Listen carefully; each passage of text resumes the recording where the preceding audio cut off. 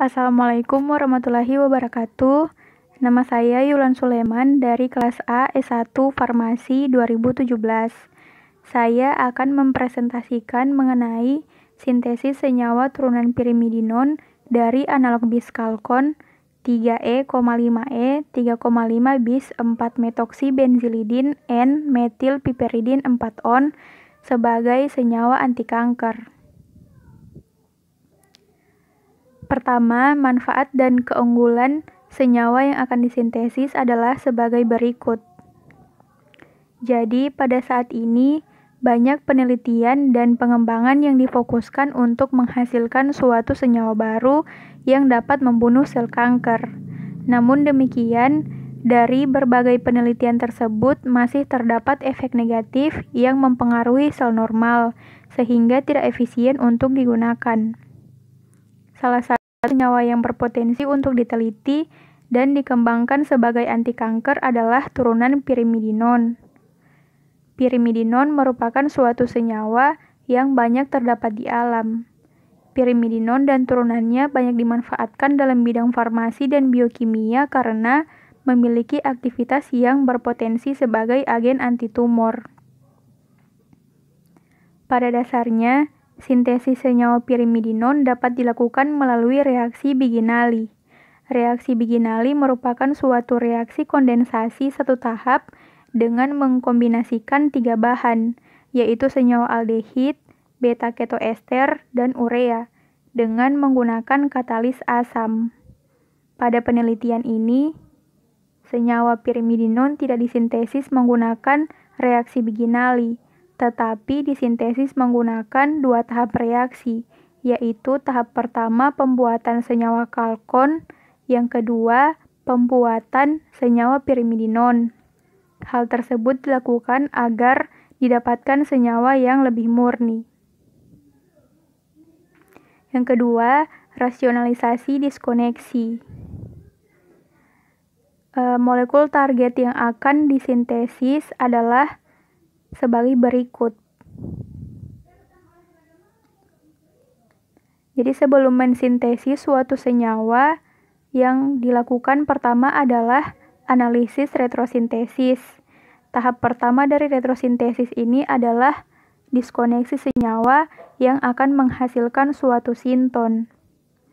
Jadi, senyawa target yang akan disintesis pertama didiskoneksi pada ikatan antara C dengan N, sehingga menghasilkan 2 sinton.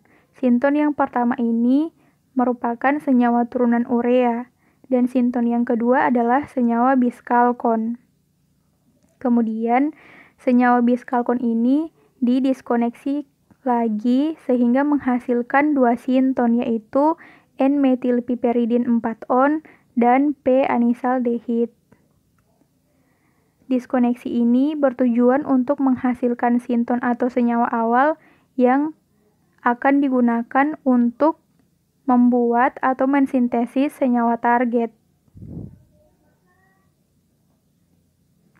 Yang ketiga, rasionalisasi retrosintesis. Jadi, pereaksi yang digunakan untuk mensintesis senyawa pirimidinone adalah senyawa biskalkon, yaitu 3E, 5E, 3,5 bis 4-metoksibenzilidin N-metilpiperidin 4-on.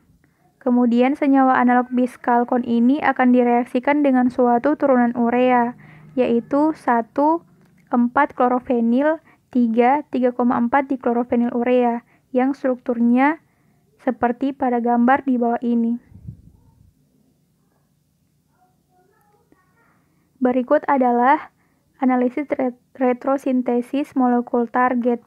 Jadi seperti yang telah dijelaskan sebelumnya, bahwa untuk mensintesis senyawa turunan pirimidinone atau molekul target dilakukan melalui 2 tahap. Yang pertama pembuatan senyawa kalkon, dan yang kedua adalah pembuatan senyawa target atau senyawa pirimidinone. Jadi tahap pertama ini pembuatan senyawa biskalkon dengan menggunakan bahan awal N-metil piperidin 4-on, dan P-anisaldehid. Sintesis biskalkon ini dilakukan dengan reaksi kondensasi aldol silang. Setelah biskalkon terbentuk atau setelah biskalkon disintesis, biskalkon ini akan direaksikan dengan turunan urea, senyawa turunan urea, sehingga menghasilkan molekul target. Sintesis molekul target ini dilakukan dengan reaksi siklokondensasi. Yang keempat, yaitu sinton. Jadi, hasil dari diskoneksi di atas menghasilkan 4 sinton, yaitu 1, 4 klorofenil, 3, 3,4 diklorofenil urea, kemudian biskalkon, kemudian N-metilpiperidin 4-on, dan P-anisaldehid. Sinton ini merupakan bahan awal yang nantinya akan digunakan untuk mensintesis senyawa target. N-metilpiperidin 4-on dan P-anisaldehid ini merupakan sinton atau bahan awal untuk mensintesis biskalkon. Kemudian biskalkon ini akan direaksikan dengan urea sehingga menghasilkan senyawa target. Jadi, biskalkon dengan urea ini merupakan bahan awal untuk membuat senyawa target atau senyawa pirimidinon. Selanjutnya, reaksi yang terjadi pada sintesis senyawa target adalah sebagai berikut. Jadi, ini merupakan mekanisme reaksi senyawa target.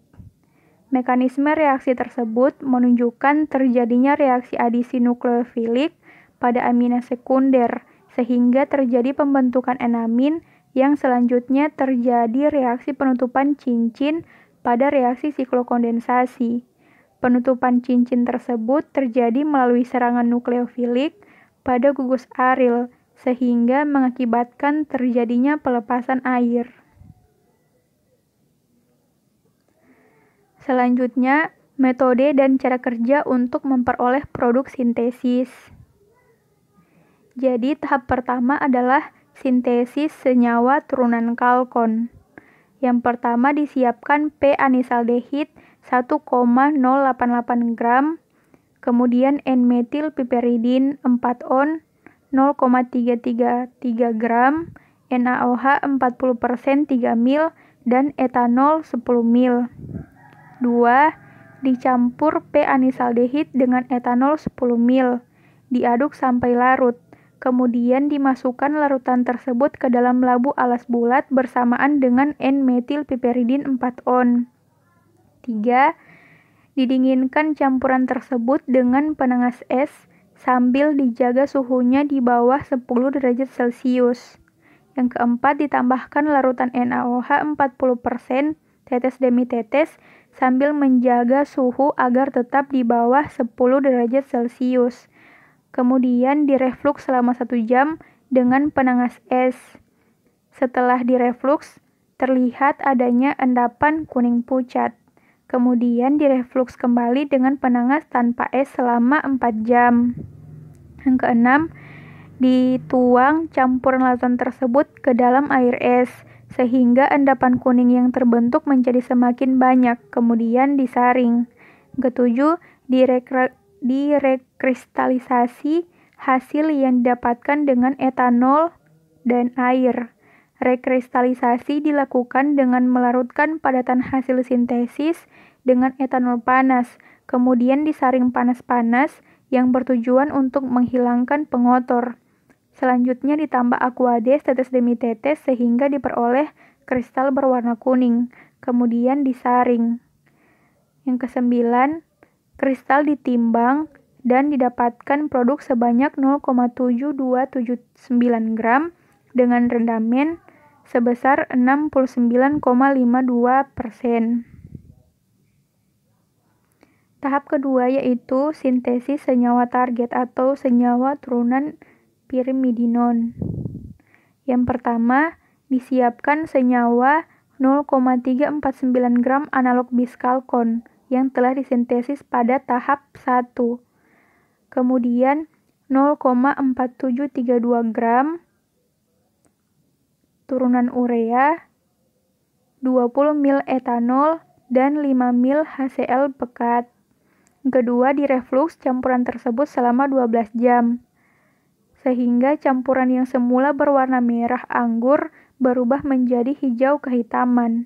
Yang ketiga, dipekatkan campuran yang dihasilkan hingga mendapatkan setengah dari volume awal. Keempat, dilakukan kromatografi lapis tipis preparatif untuk memurnikan senyawa. Setelah dilakukan kromatografi lapis tipis preparatif, pelat silika gel yang sudah dielusi dikerok dan dilarutkan dalam etanol, lalu didiamkan agar silika dapat mengendap. Kemudian disaring larutan dan kemudian dipekatkan.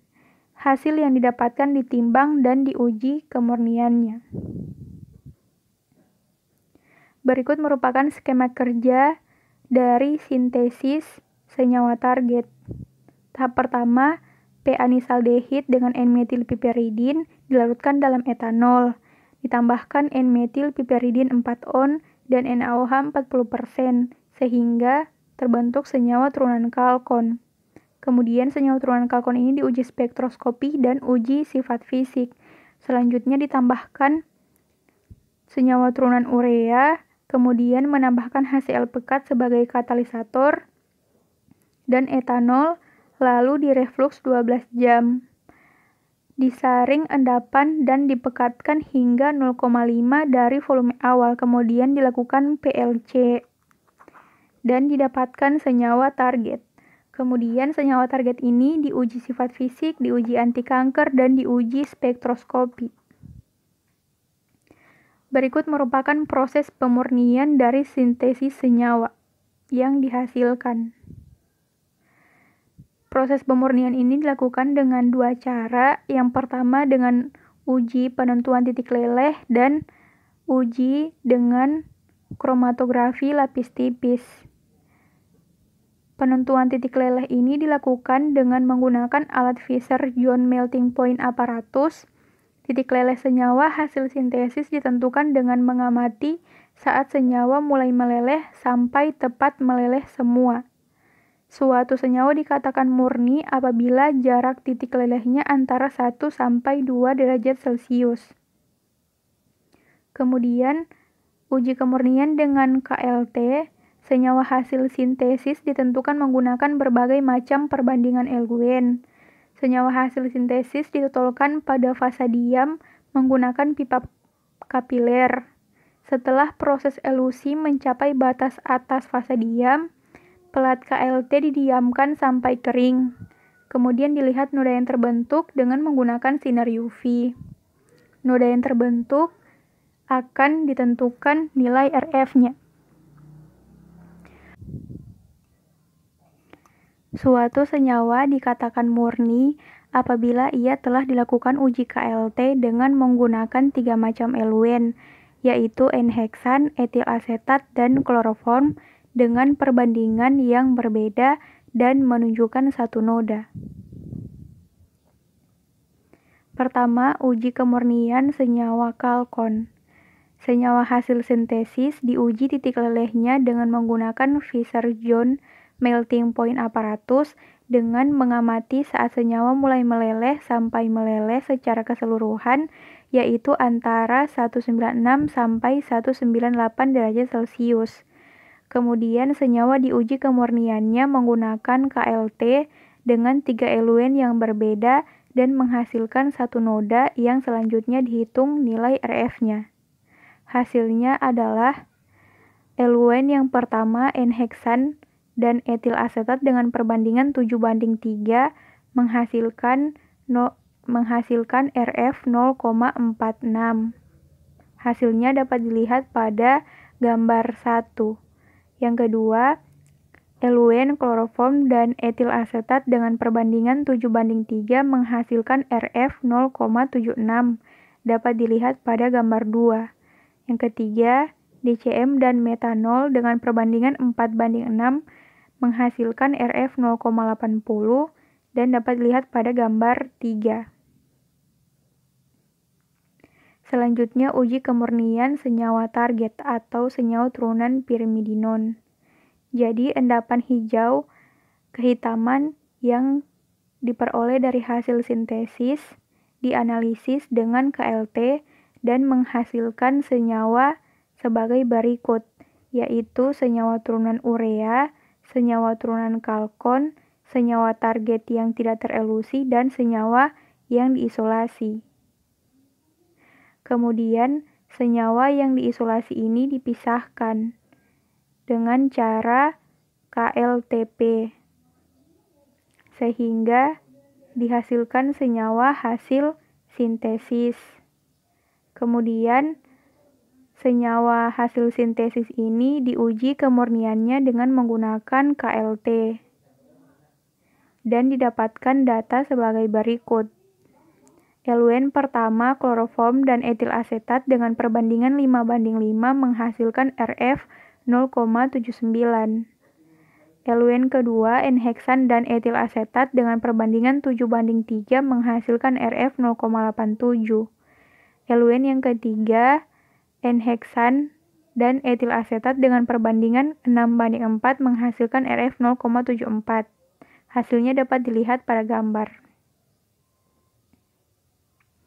Selanjutnya, cara mengidentifikasi hasil sintesis dan mengkonfirmasi struktur kimianya. Yang pertama, identifikasi senyawa kalkon dilakukan dengan uji spektroskopi NMR. Senyawa hasil sintesis dilarutkan ke dalam pelarut kloroform dalam tabung NMR, kemudian dianalisis dengan spektrometer NMR. Selanjutnya, spektrum yang dihasilkan diinterpretasikan.